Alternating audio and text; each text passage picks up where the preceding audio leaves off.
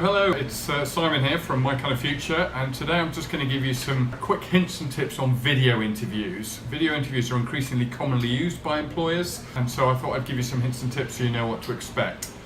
There are two types of video interviews. The first is essentially like a Skype interview, so there's a real person on the other end of it who you can see, and the interview is just conducted over Skype, so they can see you and you can see them. The other type of video interview, which is probably a bit more common, is actually where a question comes up on the screen and there isn't actually a real person on the end of it, so you are talking to your laptop or your tablet and recording the video interview. So that's definitely the harder of the two to do, but I'm going to give you tips either way with how to best prepare and do well for video interviews. And video interviews are not easy because, as I say, you're not in a room with a real person. Most important one with video interviews, treat them as if it was a face-to-face interview. So take it as seriously, prepare to the same level, but treat it just as you would a face-to-face interview. So that would be the first tip. So things like dress code, how you look, what's behind you.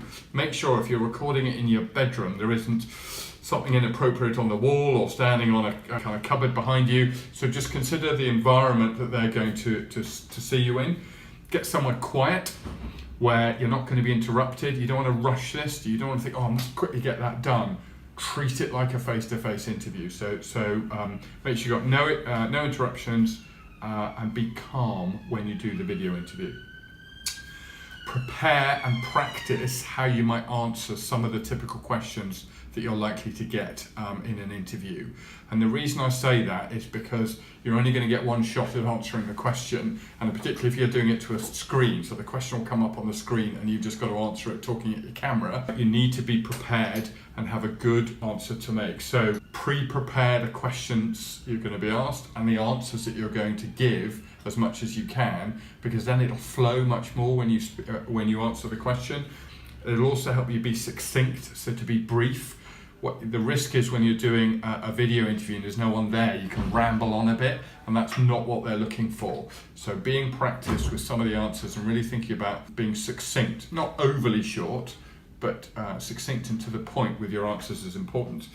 Linked to that, when there's no one in the room, it's quite hard to interact. So other things that will help you stand out are things like the tone of voice you use and the pace with which you speak.